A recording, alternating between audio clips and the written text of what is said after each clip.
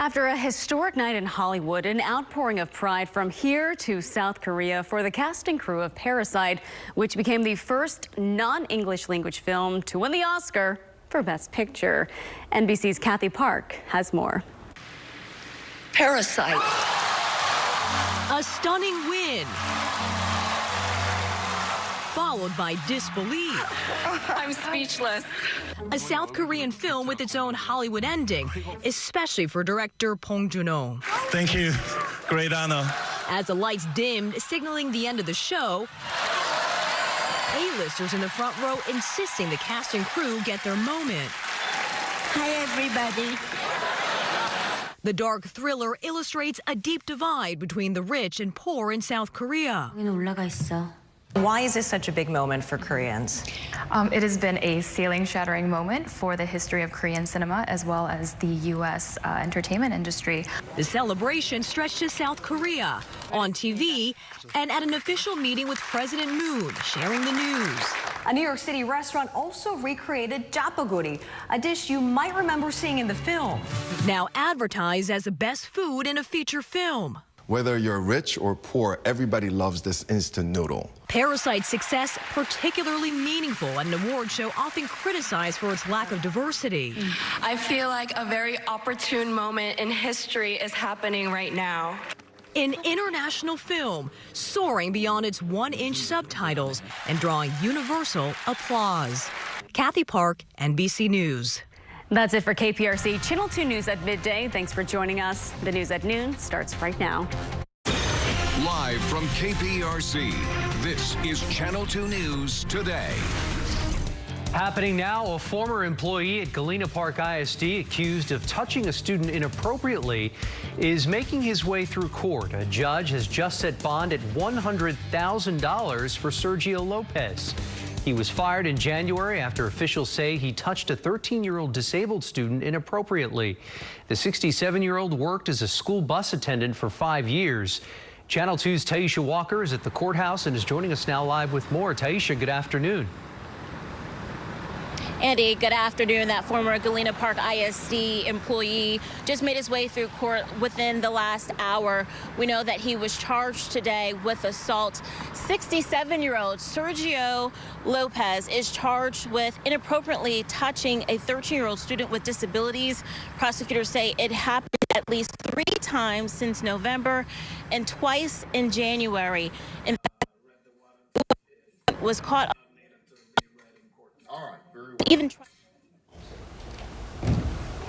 We're having some technical difficulties there with Taisha's live shot. We'll get back to her later on in this newscast. Another soggy and humid day for us, and not much in the way of sunshine. Let's bring in Channel 2 meteorologist Justin Stapleton. Definitely not Chamber of Commerce weather here, my friend. No, you get fired from the chamber if you're trying to show people around Houston today. In fact, I had to take our camera over on San Felipe and had to sort of swing it around. As you can see, the low clouds really affecting much of the West Loop as you get over towards the Galleria area, and that's going to be the case, I think, for a good chunk of the morning so far. So just be careful if you are out there. We are going to continue to see a little bit of activity not only there, but basically what we've been dealing with throughout much of the day has just been some light showers, but they are out there, so we'll certainly keep a very close watch on those. For the most part, though, the temperatures are going to continue to stay on the mild side, but certainly much cooler than what we were seeing out there across the area as well. So here's what we've got. Notice that everything is anywhere the upper 40s to low 50s to about 60 degrees. A little bit of fog as you get down towards Galveston. The majority of that, though, is just going to be from some of the sea fog that's trying to move in, but notice that the winds are pushing all of that out. So those temperatures that'll stay in the 40s and 50s, that's going to be the case for the rest of the day. A little bit of light showers, but it's this fella way off to the west there. See where I've got it highlighted, Andy? That is what is headed in our direction tomorrow, which will eventually bring back the sunshine, but it's going to bring in some thunderstorms as well. I'll show you hour by hour with that in your full forecast coming up. All right, Justin, thanks so much. Developing right now, seeking justice in a deadly shooting at a sports bar in Northwest Harris County. The family of the man shot and killed by a security guard who was working there is taking legal action.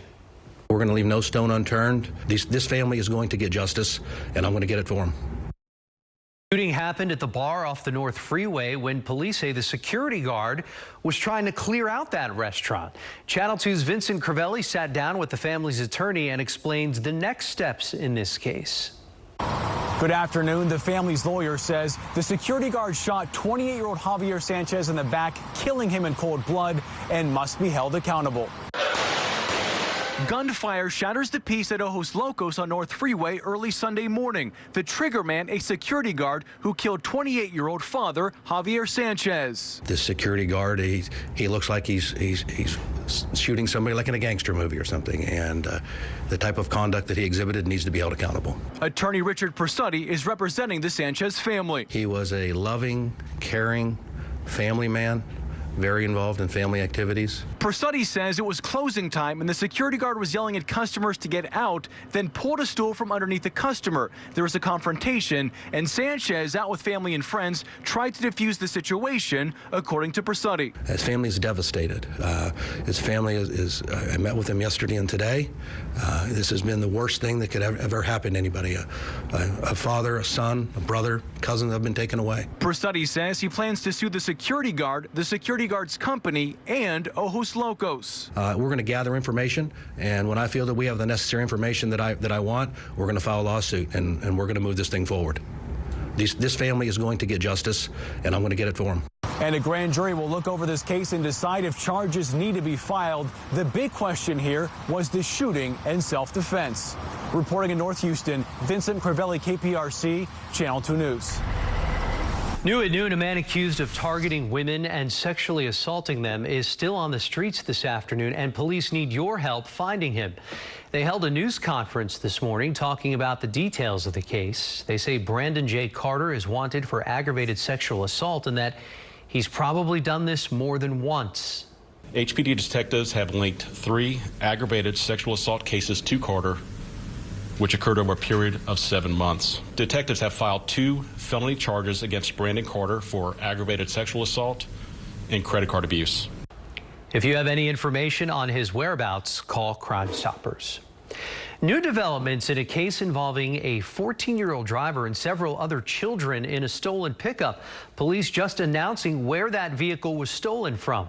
Police say the owner left the truck running when he went into Halal Guys on Westheimer. That's when police say the kids took the vehicle and drove away. An off-duty officer found them and started the chase, but the teens crashed on Siegler and Briar Rose, hitting several other vehicles. 2 of the 4 teens are charged. An 89-year-old woman is in critical condition. We now know the name of the man who was shot and killed at a McDonald's in North Houston. We were told 27-year-old Christopher Howard stopped at that restaurant on Airline in West Tidwell so his girlfriend could use the bathroom. That's when police say he was shot several times while he was getting out of his car. Howard was taken to the hospital where he died.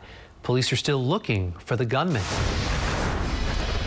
Caught on camera, 3 men armed with guns storm a Verizon wireless store in Northwest Houston. You can see them forcing the store employee into a back room. This all happened last Monday on Silver Road near the Katy Freeway.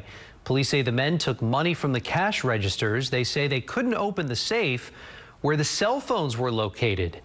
If you recognize these men or have any information about this crime, call police.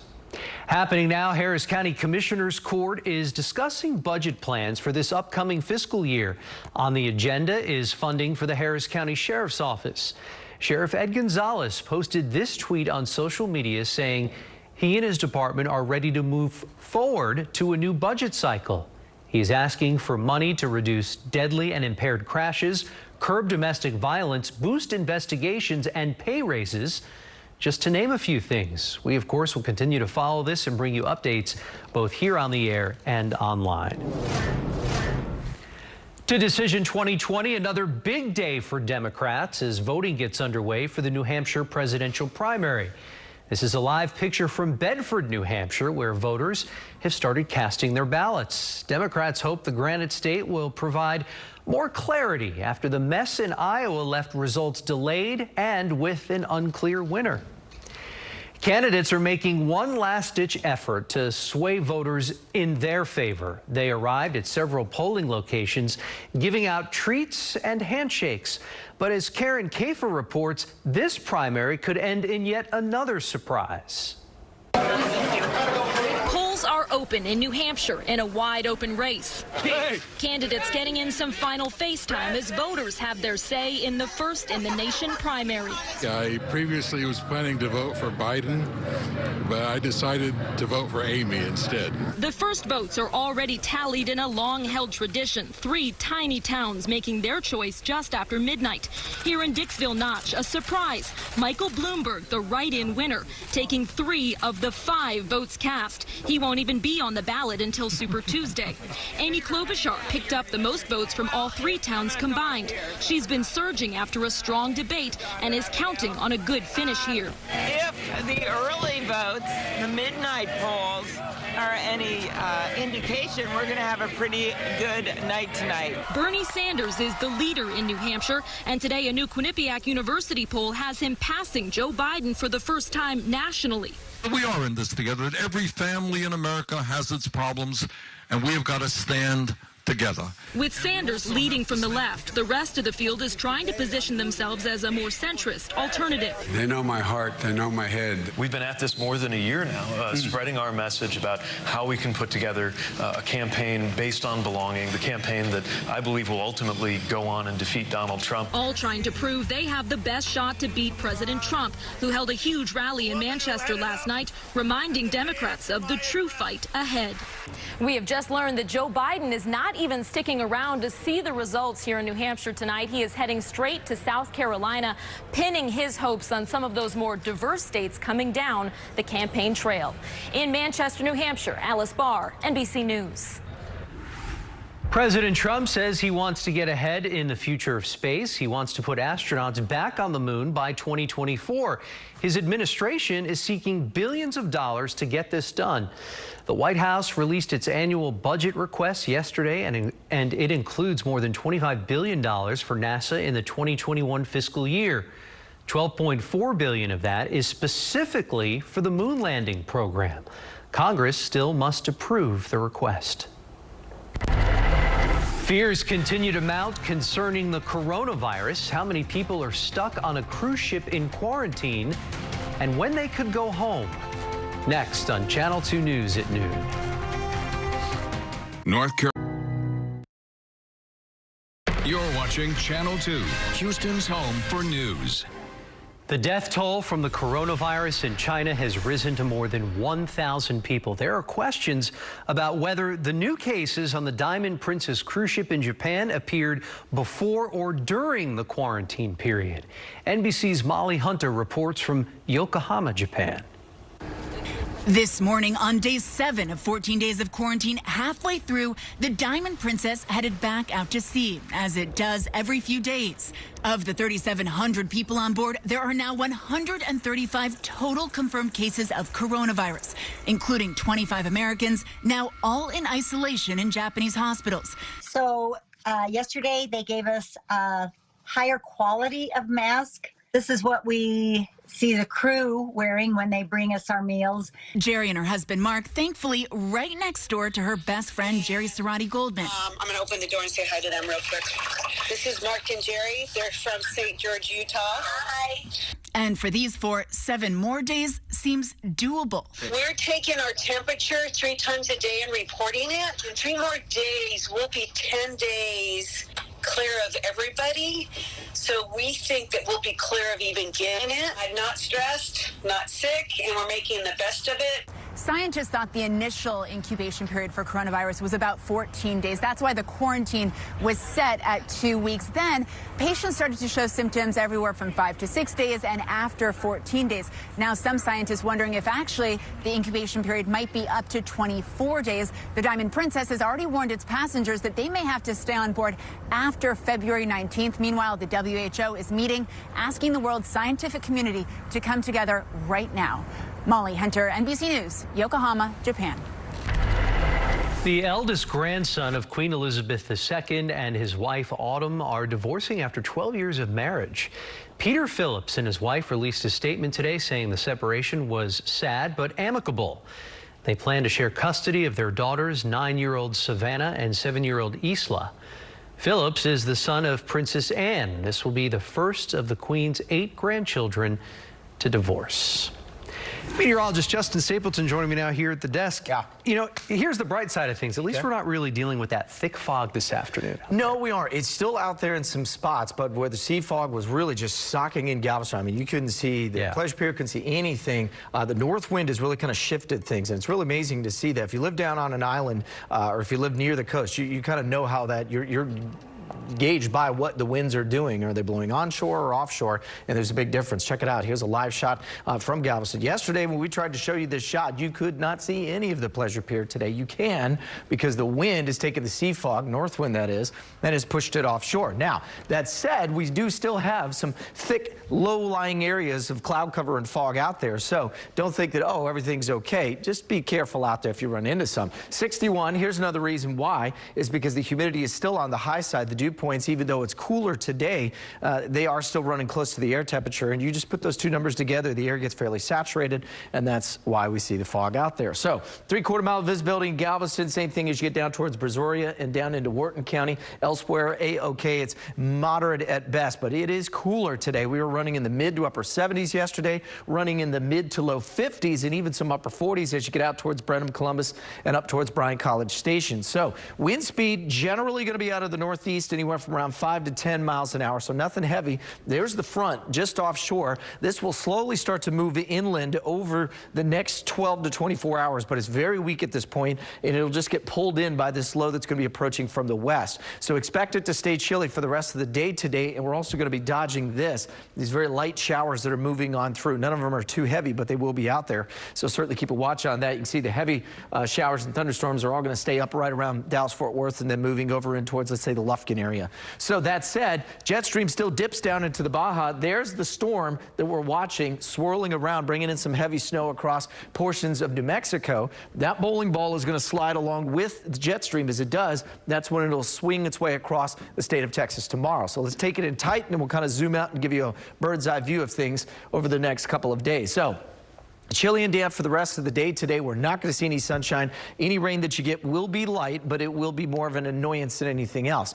And as we get in towards Wednesday morning, though, notice here comes some of the heavier showers and thunderstorms. With that front moving inland is a bit of a warm front. That'll get things back into the upper 60s for some overnight tonight into tomorrow. But then notice we've got 50s and 40s as the cold air crashes in once again, along with the line of showers and thunderstorms by around, let's say, 7, 8 a.m. through about lunchtime. And then once that swings through, it's over, and we've got a much better looking forecast as we get to your Thursday and Friday. In fact, we'll actually see some decent sunshine start to move in, but it will stay on the cool side, though. So cool today, warmer tomorrow. That'll be early in the morning, and then it'll crash into the 50s, and then 40s and 60s both Thursday and Friday. But notice even for Valentine's Day, better looking forecast. Certainly, you can get out to a patio, albeit one that has some heaters on it, but you can as well for your plans with your big date night. And then as we get in towards the weekend, Andy, Saturday I think will be okay. Sunday, Monday, and you see next week we go back into kind of that rainy, messy pattern once again. Yeah, stuck in it for a while. I think so.